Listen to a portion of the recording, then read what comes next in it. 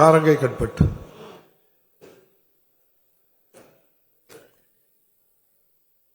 மாண்புமிகு உறுப்பினர் மாண்புமிகு பேரவைத் தலைவர் அவர்களே, விளவங்கோடு தொகுதிக்கு உட்பட்ட மலை கிராமங்களில் பிராட்பேண்ட் கனெக்ஷன், இந்த ரேஷன் ஷாப்பில் பிராட்பேண்ட் கனெக்ஷன் ரொம்ப ஸ்லோவாக இருக்குது. அது கொஞ்சம் பிராட்பேண்ட் கனெக்ஷன் கொடுத்து, ஏன்னா மக்கள் என்ன பண்ணுறாங்கன்னா பிராட்பேண்ட் வேணும் அவ்வளவுதானே, பரிசீலிக்கப்படுமான்னு கேளுங்க. அதை பரிசீலிக்கப்படுமாறு தாழ்மையுடன் மாண்புமிகு அமைச்சர் அவர்கள். மாண்புமிகு பேரவைத் தலைவர் அவர்களே, மாண்புமிகு உறுப்பினர் அவர்கள் சொல்லையிலே இந்த பிராட்பேண்டை பொறுத்தவரையில் மலைப்பகுதி என்று சொல்லுகின்ற காரணத்தினால ஏதாவது அசௌகரியங்கள் இருக்கலாம். அதையும் போக்குவதற்கு உரிய நடவடிக்கைகளை நீங்கள் மாவட்ட அலுவலரிடத்தில் அந்த தகவலை தெரிவித்தால் அதை நிவர்த்தி செய்வார்கள். அதில் நம்முடைய மாண்புமிகு உறுப்பினர் அசோக்குமார் அவர்களும் இவர்களும் குறிப்பிடுறதை பார்த்தா கைரேகை சமாச்சாரம் பொறுத்தவரை உணவுத்துறையின் கட்டுப்பாட்டில் இருக்குது. ஆங்காங்கு வரக்கூடிய புகார்கள் உடனடியாக நிவர்த்தி செய்யப்படுகிறது என்பதையும் தெரிவித்துக் கொள்கிறேன். மாண்புமிகு உறுப்பினர் பிச்சாண்டி. மாண்புமிகு பேரவைத் தலைவர் அவர்களே, என்னுடைய கீழ்பண்ணாத்தூர் சட்டமன்ற தொகுதியிலே பல்வேறு கிராமங்களிலே துணை கிராமங்கள் இருக்கிறது. அது 2 கிலோமீட்டர் தூரத்திலே இருக்கிறது. அவர்களுக்கு ரேஷன் பொருட்களை பெற வேண்டுமானால் இந்த 2 கிலோமீட்டர் வர வேண்டிய தூரம் இருக்கிறது. ஆனால் காடு குறைவாக இருக்கிறது என்பதற்காக அந்த கிராமங்களில் அந்த பகுதி நேர கடைகள் திறக்கப்படாமல் இருக்கிறது. நாங்கள் மக்களை சந்திக்க போது மக்களுடைய மிக முக்கியமான கோரிக்கையாக இந்த பகுதி நேர கடையே தேவை என்ற அந்த நிலை எல்லா இடங்களிலுமே இருக்கிறது. என்னுடைய இதில் கருங்கல்பட்டு, பல்வேறு புதூர் போன்ற பல்வேறு கிராமங்களிலே இது தேவைப்பட இருக்கின்ற காரணத்தால் எந்தெந்த இடத்திலே இது போன்ற துணை கிராமங்கள் இருக்கிறதோ அங்கெல்லாம் பகுதி நேர கடை தமிழகம் முழுவதும் திறந்து வைத்தால் மக்களிடம் அந்த பிரச்சனை தீரும். அதை நம்முடைய அரசு கவனத்தில் எடுத்துக்கொண்டு அமைச்சர் அவர்களுக்கு ஆவணம் செய்வாரா என அறிய விரும்புகிறேன். மாண்புமிகு அமைச்சர். மாண்புமிகு பேரவைத் தலைவர் அவர்களே, மாண்புமிகு நம்முடைய துணை சபாநாயகர் அவர்கள் எழுப்பியிருப்பதைப் போல மக்கள் தங்களுடைய கோரிக்கைகளை மக்கள் பிரதிநிதிகளாக நம்மிடத்திலே தருகிறார்கள். ஆனால் அதே நேரத்தில் அதை செயல்படுத்துவதற்கு அரசும் சில விதிகளை குறிப்பிட்டிருக்கின்ற காரணத்தால் அந்த விதிகளும் மீறப்படாமல் இருக்க வேண்டும். நிலைமைகளை நன்கு உணர்ந்தவர் அவர். பல கடைகளை புதிதாக தொடங்கி இருக்கிறது. குறிப்பாக நம்முடைய மாண்புமிகு முதலமைச்சர் அவர்களுடைய தலைமையிலான இந்த அரசு பொறுப்பேற்ற பிறகு 3000க்கும் மேற்பட்ட கடைகள் புதிதாக உருவாக்கப்பட்டிருக்கிறது என்பதையும், 3000 கடைகளை புதிதாக திறந்திருக்கின்ற நம்முடைய முதல்வருடைய ஆட்சியில் துணை சபாநாயகருடைய கோரிக்கைகளும் தேவைகளும் நிறைவேற்றுவதற்கு முயற்சிகள் மேற்கொள்ளப்படும். விநாயகன் 74. மாண்புமிகு உறுப்பினர் திரு KN விஜயகுமார். மாண்புமிகு மீன்வளம், மீனவர் நலத்துறை மற்றும் கால்நடை பராமரிப்புத்துறை அமைச்சர் அவர்கள். மாண்புமிகு பேரவைத் தலைவர் அவர்களே, திருப்பூர் வடக்கு தொகுதி காளிப்பாளையம் ஊராட்சியில் கால்நடை மருத்துவமனை அமைக்க சாத்தியக்கூறுகள் இல்லை. மாண்புமிகு உறுப்பினர் KN விஜயகுமார்.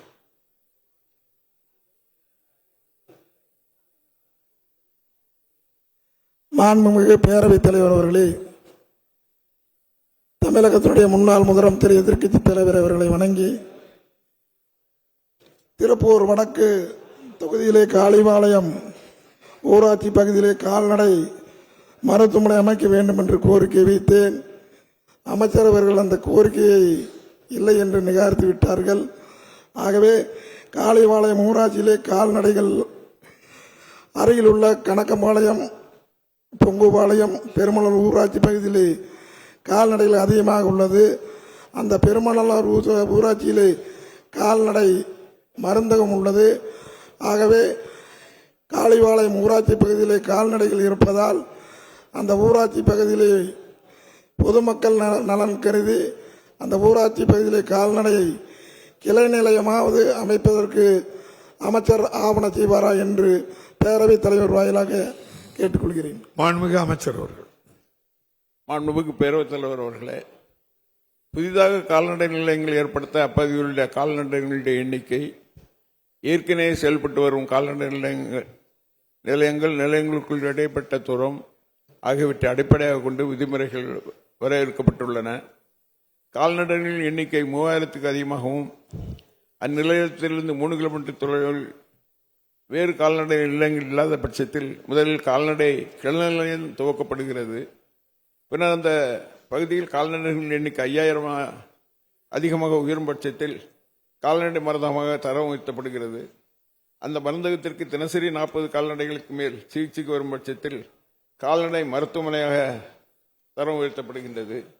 மாண்புமிகு உறுப்பினர் கோரியுள்ள காளிப்பாளையம் ஊராட்சி கால்நடை நிலையம் எதுவும் இதுவரை தோற்றுவிக்கப்படவில்லை. அக்கிராமத்தில் 1060 மாட்டின் அலகுகளும் 1818 ஆட்டின் அலகுகளும் 200 கோழியின அலகுகளும் என மொத்தம் 3068 கால்நடை அலகுகள் உள்ளன. மேலும் மாண்புமிகு உறுப்பினர் கோரியுள்ள காளிப்பாளையம் ஊராட்சியிலிருந்து 10 கிலோமீட்டர் தொலைவில் உள்ள பெருமாநல்லூர் கால்நடை மருந்தகமும் 11 கிலோமீட்டர் தொலைவில் உள்ள கோலம்பட்டி கால்நடை மருந்தகமும் செயல்பட்டு வருகின்றன.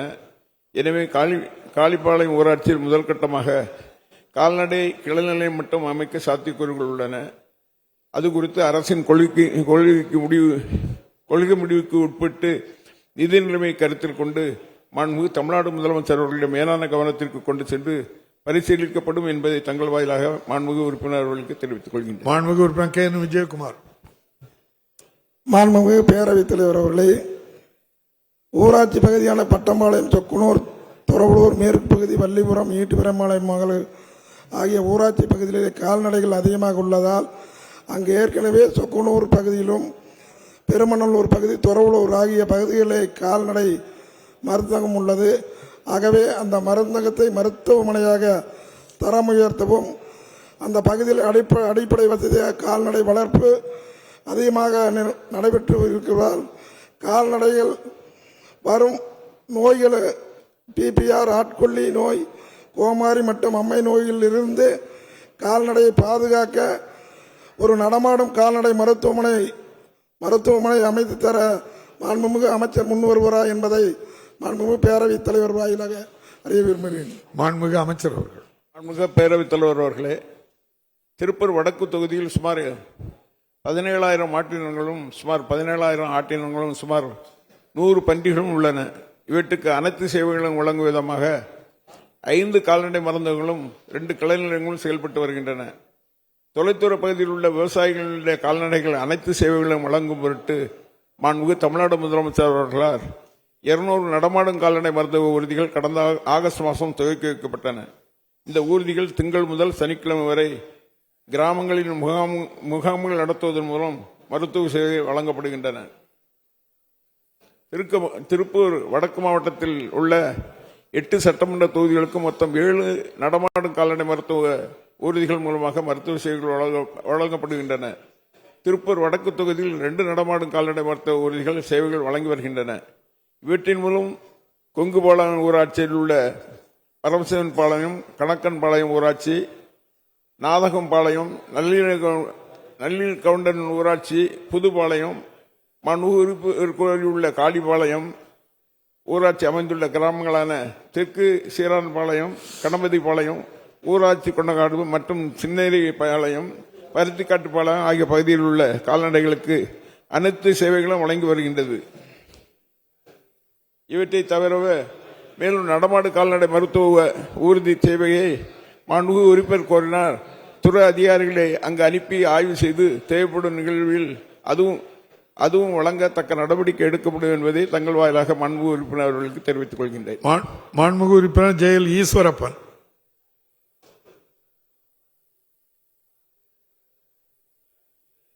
பைக் கொடுக்கமா.